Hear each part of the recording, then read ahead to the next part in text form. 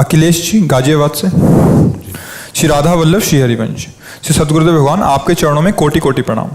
हे भगवान, इस शरीर के पिता निराकार उपासना में विश्वास करते हैं और मूर्ति पूजा का विरोध करते हैं। जब उनसे मिलते हैं तो सामने उनका विरोध तो अब नहीं करते, लेकिन मन में जलन रहती है। कैसे वे श्री राधा नाम की महिमा को समझें? सही बात तो यह है कि अभी उपासना में उनका प्रवेश ही नहीं हुआ है। किसी भी उपासना में कोरे से मान लिए हैं।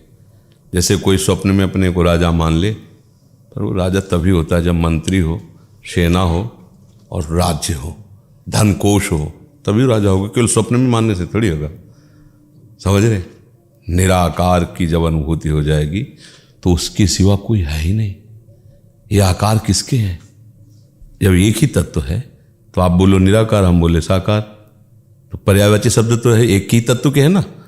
अब निराकार, ये जितने आकार हैं ये सब उसी निराकार के हैं। पहले आकार नहीं थे, बाद में आकार नहीं रहेंगे, बीच में भास रहे हैं, तो वही निराकार। तो विरोध किस बात का? इसलिए वो राजा केवल बने हैं, उनके पास न मंत्री है, न सेना है, न सेनापति, न खजाना। सच्चा ज्ञान जब हो जाएगा ना तो कहीं विरोध नहीं है। जो निराकार है वही साकार, जो साकार है वही निराकार है। हाँ, जो अमूर्त है वही मूर्त है, कहीं कोई दूसरा। मत्ता परतरम नान्यत किंचित अस्ति धन। ये सब केवल अज्ञान की धरा में अपने को ज्ञानी समझते हैं। सत्य सिद्धांत को समझो। एक परमात्मा है ना, एक परमात्मा है ना, उसके सिवा कुछ नहीं है ना। तो जो कुछ है सब परमात्मा है ना। तुम्हारी बात नहीं, वेद सर्वम खलमिदम ब्रह्मणे नानास्ति किंचन, ये निराकार उपासकों का ही सूत्र है उपनिषद का। हम सन्यास से ही आए हैं, निराकार उपासना से ही आए यहाँ। मतलब हमारी बात केवल पढ़ी लिखी नहीं है, बचपन से उसी में घुसे और ऐसी बुद्धि प्रवीण रही है कि जिस विषय को पकड़ा घुसते चले गए।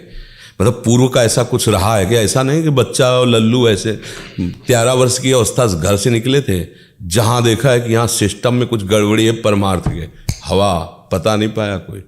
तो संन्यास मार्ग में ऐसे नहीं कि केवल खाते पीते घूमते रहे हो। शास्त्रों का स्वाध्याय, उपनिषद, ब्रह्म तत्वदर्शी महापुरुषों का सानिध्य, एक एक बात को अच्छे से समझना हमारी निष्ठा थी। ब्रह्म उपासना, संन्यास मार्ग में आत्म साक्षात्कार। महादेव जी ने ऐसे, महादेव जी ने साक्षात उन्होंने ऐसे किया है।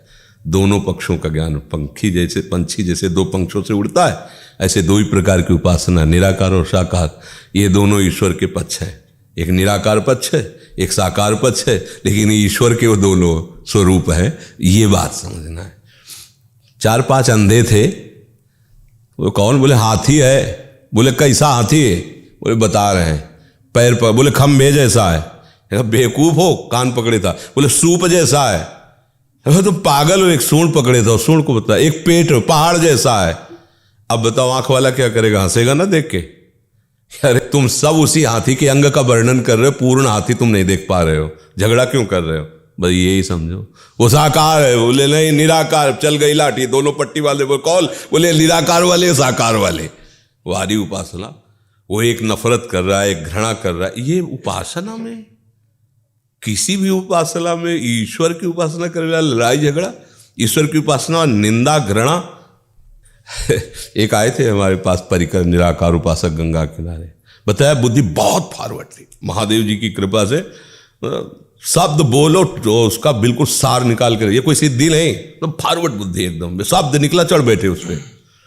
वो आए शुरू यही मूर्ति पूजा और संन्यास वेश में ही थे, तो समझते थे हमारे पक्ष के हैं। पर गुरु कृपा से उस समय भी दो नहीं है, द्वैत नहीं है, वही है। चाहे जिस रूप में मान लो वही है, उसके सिवा कोई नहीं। ये तो पहले वो कहें हम तो निराकार उपासक हैं और साकार को हम बिल्कुल नहीं मानते हैं। ऐसा उनसे कहा गुरु कौन है आपका? उन्होंने नाम बताया। निराकार है कि साकार है? अब इसका उत्तर क्या होगा? क्योंकि वो हाथ पैर वाले हैं ना गुरु। शब्द किसने दिया? निराकार ने कि साकार ने? साकार ने दिया। माला किसको पहनाते हो? निराकार को कि साकार को? प्रणाम किसको करते हो जाके? साकार को कि निराकार को? घर में छवि रखे हो? बोले हाँ। तो किसकी है? साकार है कि निराकार है? जो जपते हो वो साकार है कि निराकार है? राम बोले तो राम शब्द है, आकार आया ना। कृष्ण बोले, ओम बोले, कुछ बोले ना, कुछ भी बोले ना, वो है क्या? झगड़ा करते घूमते हो, हाथ जोड़े घूमते। जब ज्ञान नहीं है तो तुम लाठी उठा के झगड़ा करो सिद्धांत की बात, कुछ नहीं, वही निराकार वही साकार। बर्फ में रेसे रेसे में पानी समाया हुआ है। बर्फ क्या है? अगर बर्फ और पानी को लेके झगड़ा किया जाए, ये बर्फ श्रेष्ठ है और कोई कहे पानी श्रेष्ठ है, अब बोलो दोनों को आप क्या कहेंगे? आप कहेंगे बेवकूफ कहेगा दोनों पानी है। नहीं है ना? थोड़ी देर में देखो पिघल कर वो पानी हो जाएगा और वो थोड़ी देर में अच्छी ठंडी के कारण वो जैसे वो -डिग्री में पहुंचने तो जम जाता है पानी, पानी ही तो बन गया बर्फ। बस वही कभी अपने को साकार रूप में प्रकट कर देता है, वही कभी निराकार होकर सबके हृदय में विराजमान है, वही साकार है वही निराकार है। बस हमारी बुद्धि मलिन है इसलिए हम समझ नहीं पाते, वही सब कुछ है। सच्चिदानंद प्रभु ही सब रूपों में व्याप्त है।